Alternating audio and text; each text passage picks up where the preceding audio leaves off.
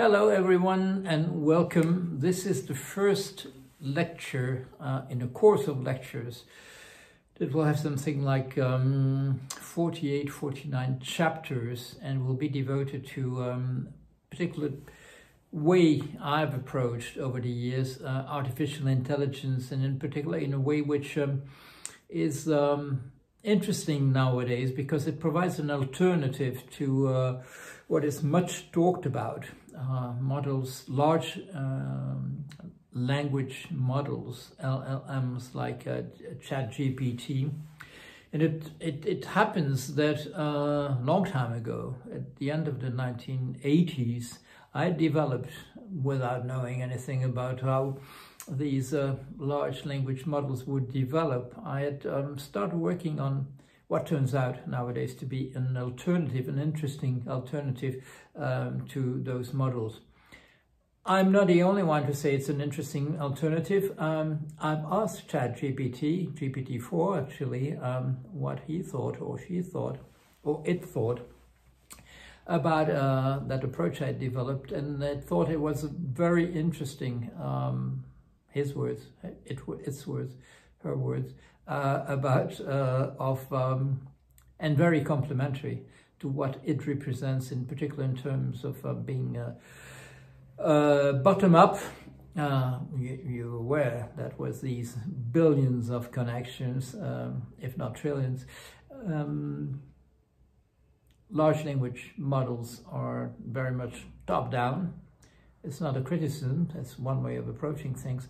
But what I had developed in the late 80s was a bottom-up approach, which I still think is viable. And I wouldn't have started this series of lectures if I hadn't been much encouraged by young people who, starting like 2 years ago, said, time has come for your approach, because it provides a kind of visibility which is not there in the large language models, and which is very much important to develop nowadays in terms of being able to look under the hood and see what's going on there. And the approach I developed is very much, I would say, visible, clear.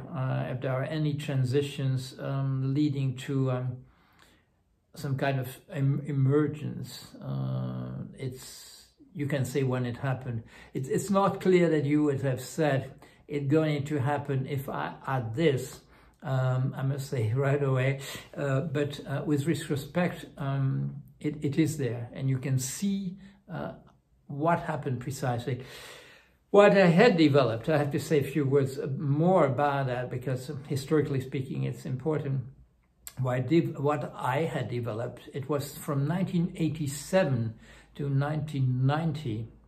I'd been invited by Robert Lingard of British Telecom in Ipswich, Martlesham Heath, to be more precise, where the headquarters of British Telecom are. I'd been approached by him at a conference, and he said, I would like, we don't know each other, introduced himself very kindly, and said, I would like you to join my team at British Telecom as part of a project, the Connex project in artificial intelligence. And I said, dear sir, it's very kind of you, but I'm an anthropologist by training, anthropologist and sociologist with some little added capacity as a psychoanalyst, as I was developing that talent too. And I'm not a researcher in artificial intelligence. I said, doesn't matter, we're not either. We're creating an entirely new cell. And there are very few people, as you know, who got a diploma, degree, saying that they are artificial intelligence specialists. So please join our team, which I did. And I developed what was called ANELA. ANELA stands for Associative Network with Emerging Logical and Learning Abilities. I was not a person, honestly, I was not a person who had developed the acronym ANELA. It was one of my colleagues who said, we need to find a nice name for what you're doing. And when he produced that associative network. Well, I knew I was working on associative network, but when he added was emergent logical and learning abilities, honestly, that's something I hadn't seen. He had seen that was really special to what I was doing.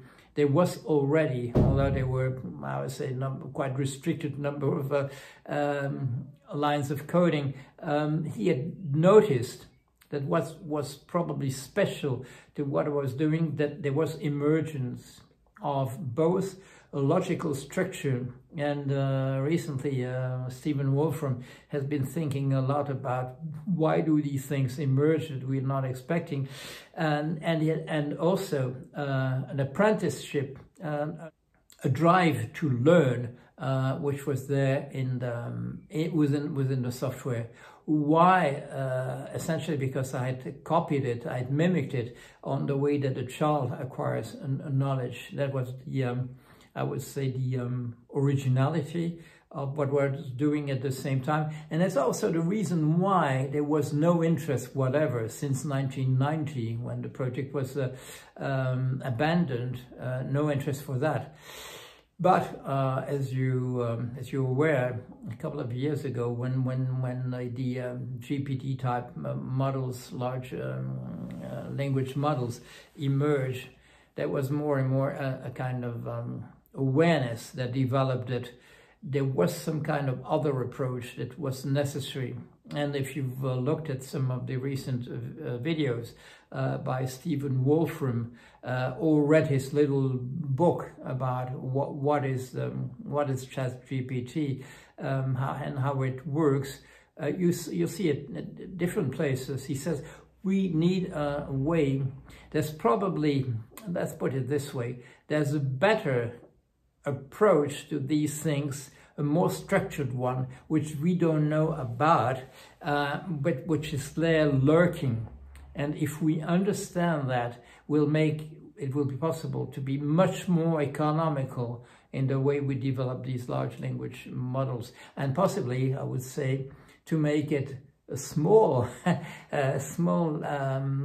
language models rather than the very large ones that they are as they exist now, which, as you know, are extremely expensive at training. Although we find all the time, the researchers brilliantly find ways to make it more economical, finding shortcuts, ways to concentrate the apprenticeship within the system, the learning, the training, and so on. There is no single minute when people are not finding ways to make things in a more economical approach. So what did I produce apart from a piece of software that was answering questions? The idea at the time, within the project, we were told at British Telecom that what was expected is what exists now. Somebody at the end of the telephone and would answer questions from British Telecom and would be guided in the right direction. And it would not be a somebody, it wouldn't be a person, a lady or a gentleman. It would be a piece of software. At the time, the idea was very much present because people hadn't forgotten about 2001 A Space Odyssey, and the very interesting duel between a machine called HAL and a human being, a struggle that could have led to the death of both parties.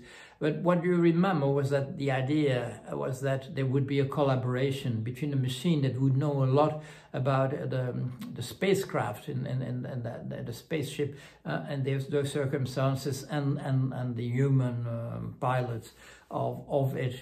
And what we didn't know as spectator, as viewers, was that the mission had been entrusted not to the human being that was regarded as not very much reliable, but to the machine.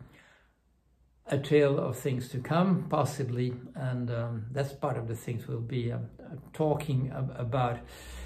What we were told in 1990, because at the end of the Cold War, suddenly we were told that there was no money left, and we wondered why, because British Telecom had plenty of money to our knowledge. But we were told actually it was an army budget from the RAF, Royal Air Force, and that the idea was not so much that we have a robot answering questions from users, but it would be a kind of dialogue, precisely in the perspective of a Space Odyssey, of a dialogue, a fruitful dialogue between the machine and a human being, in order for the human being to concentrate on what it would do, and the machine would care for the computers within the aircraft. So that was the idea, and I developed two texts. I wrote a book. The book was written in French and it was never actually translated.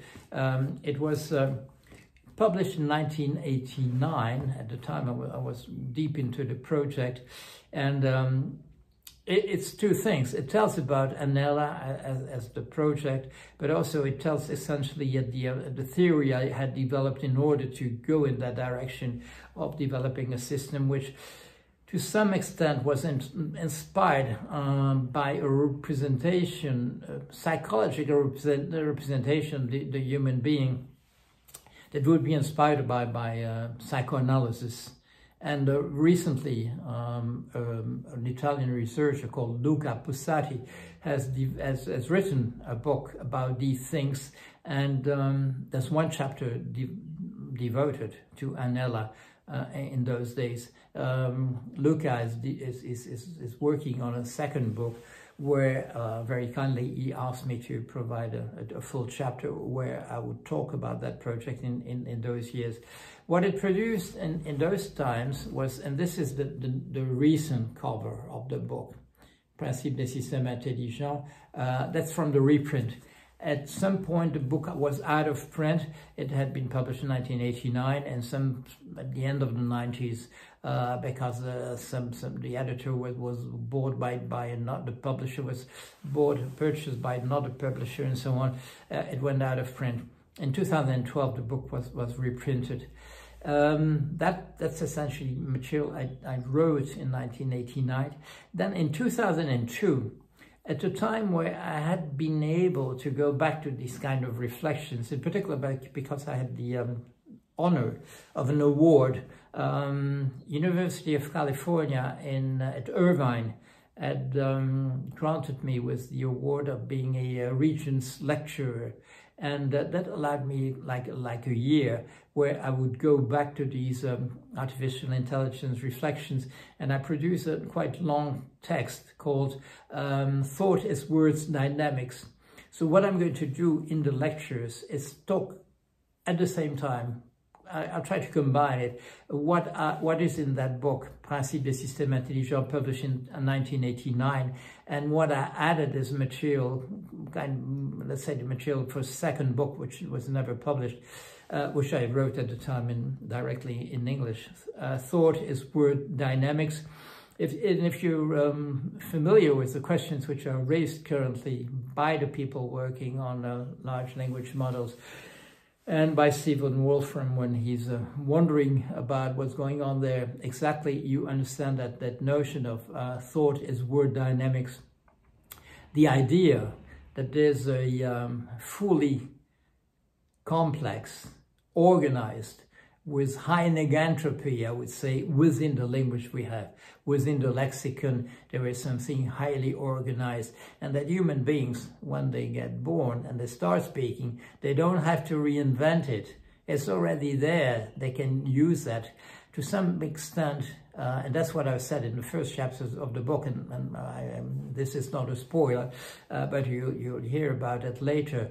To some extent, the only thing we're doing when we speak is to create a path within that network, which is that of the lexicon of a language. I'll say a lot more about that later on.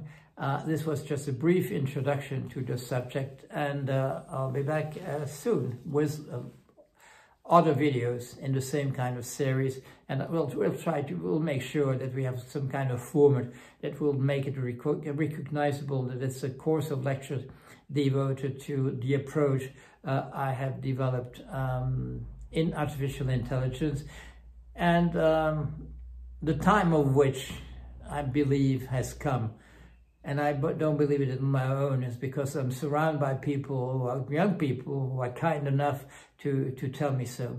See you soon. Bye.